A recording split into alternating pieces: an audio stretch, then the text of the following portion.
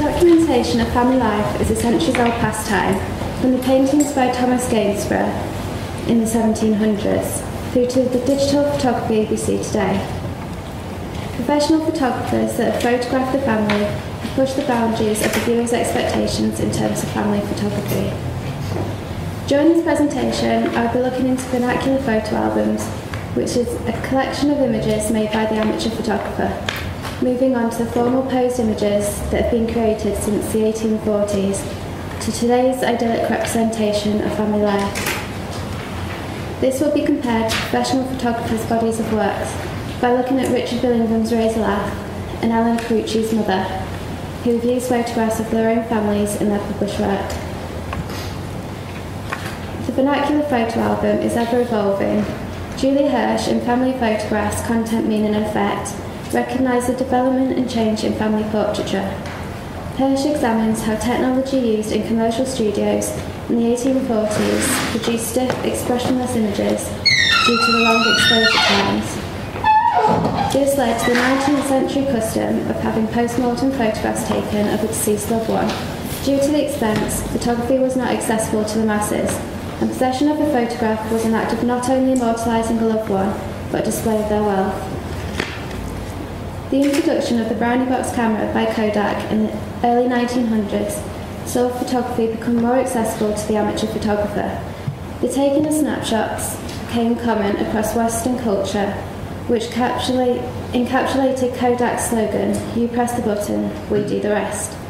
This saw photography become a widespread activity due to the advances in technology and cost. This led to the informal images of the family we see today. Each family album is unique to the individual in terms of the memories they possess. However, viewers of family photo albums expect to see certain types of photographs. Richard Chalpin, in Snapshots Versions of Life, says photo albums are very much a reoccurring cycle of family events that moves through the generations.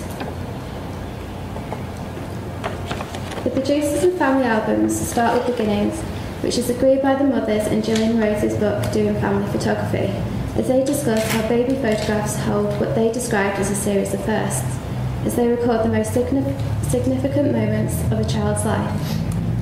The first smile, the first steps, the first birthday, through to the first day at school.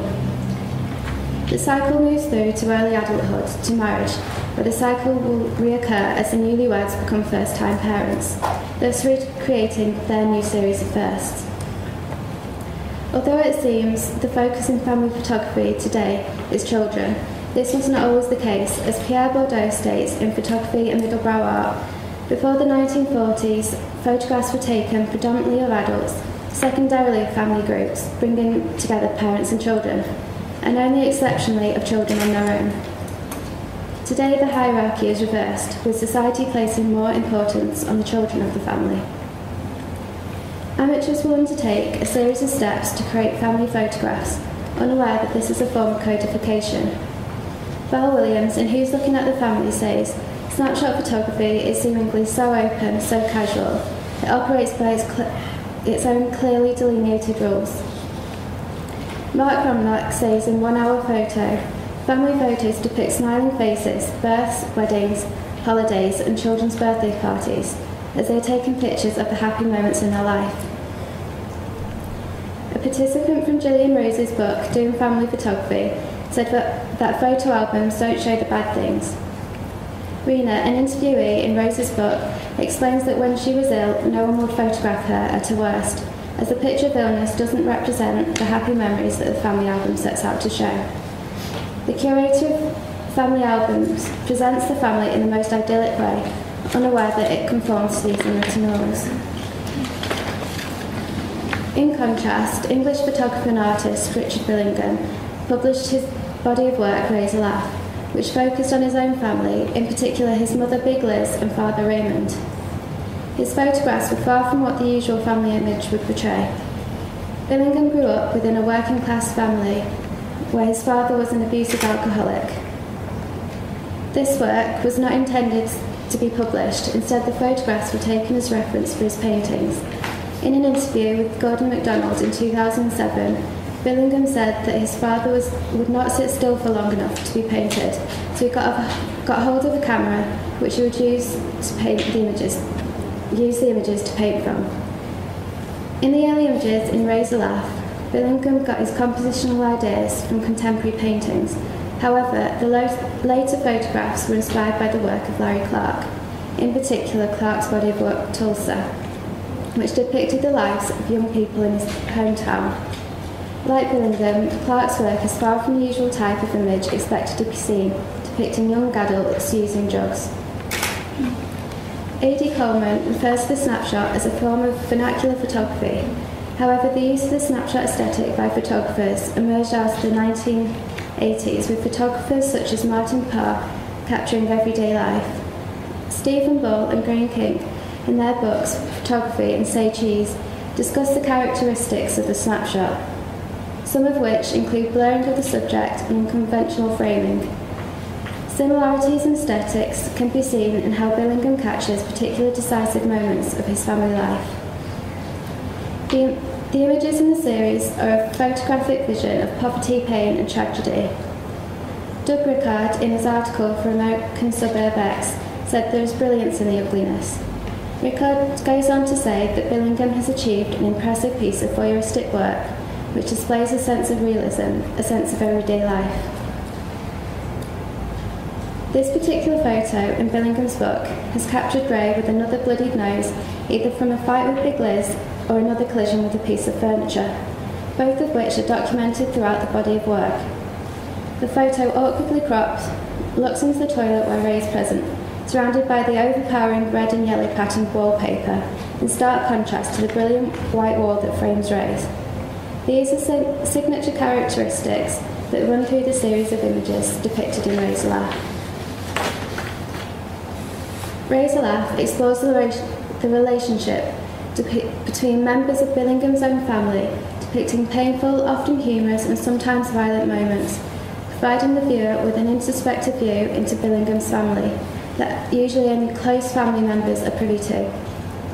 The use of the snapshot aesthetic allows the viewer to engage with his images as they resemble that of the amateur photograph.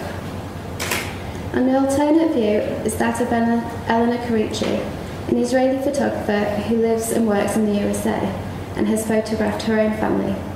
Although her work is not in keeping with the aesthetics of the snapshot, like Billingham or photographs taken of the amateur, her practice closely studies the relationship between her and her family. Her images challenge what's accepted by society in family photography, but in contrast does present certain aspects of family life. Her most recent body of work, Mother, which began in 2004, follows her journey into family life, which she published in 2013. In the introduction to her photo book, Mother, Carucci expresses that as a new mother she felt and saw so much in the first few months, witnessing the highs and lows of being a new mother, stating that I tried to deal with this through my camera, hoping to portray the complexity of motherhood as honestly as I could. Carucci's work displays the truth of family life as a mother. It displays times of struggle in motherhood when her children misbehave, but also shows the peaceful moments. Carucci says that it was too intense, too rich, to only express the Madonna and child images. There was too much more to tell. Carucci, like the participants in Gillian Rose's book, Doing Family Photography, felt the need to document her children's life whilst they were young, as the stages they go through fly by, documenting particular moments such as her son eating for the first time. As a new mother, she felt compelled to preserve these moments, stating it's a need every parent shares, professional or not. Some of her work displays what is expected to be seen within a family album. However, her publication also displays images that are far from what is expected to be seen within the family album. In her publication is a double-page spread that contrasts what is expected to be seen in photographs of the family. The right image depicts a Madonna and child image, a mother embracing her child. The viewer expects to see these types of images. However, the photo on the left depicts Carucci and her child both nude. Although it is not unusual to see the child depicted nude within family albums, it is not common to see the parents fully undressed. In an interview with Jonathan Worth, Carucci said she was mindful as to when to edit out the nudity of the children. However, when Sally Mann published her work in 1993, she came under criticism for displaying nude images of her children to the public. However, Carucci said in the interview that she felt it was easier when she published her work, expressing that the content is slightly more seen than when Mann published her work. Family documentation has played an important role within family photography, especially in terms of the representation of past generations. The family album, in particular, expresses social memory, which is a blend between public and personal memorisation. The display of a family album shows the integration between different family members. However, writers such as Val Williams discuss how the curators of the family album presents their families in the most idyllic way, by depicting them at their happiest, usually partaking in family events. Family photography, particularly the group photographs, formalise the climatic moments of social lives, reaffirming the family's unity. The amateur sets out to present their family in the best possible way. However, both photographers I have examined have pushed the viewer's expectations of what family photography should be or show.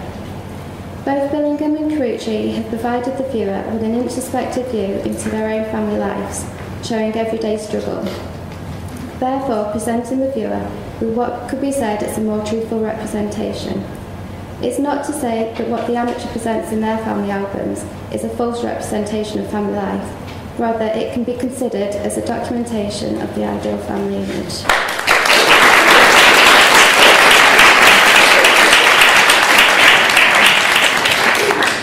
Do we have any questions for Jess?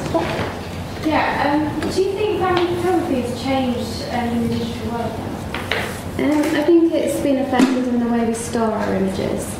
Because I know I'm guilty of it. I put all my images onto my laptop and they're filed away in these folders. It's like this summer I went on holiday to Ireland to see my family for my Nana's 90th birthday party. I haven't looked at the images since because they're filed away. I can't see them, they're not there.